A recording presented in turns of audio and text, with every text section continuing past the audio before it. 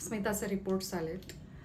तिच्या गर्भपिशवीच्या लायनिंगजवळ एक छोटासा ट्यूमर आहे.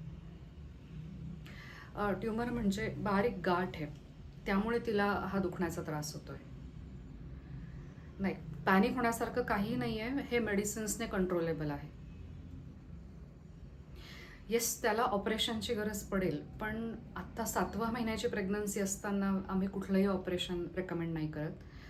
ॲज लॉंग ॲज आपण त्याची ग्रोथ कंट्रोल करतोय, there is no need of worry. जेव्हा 9 मंथ कंप्लीट होतील, डिलिव्हरी होईल, सपोज नॉर्मल डिलिव्हरी झाली, सो पोस्ट डिलिव्हरी आपण हा रिसेप्ट करू शकतो. किंवा मग सी सेक्शन जर असला तर within delivery also we can try.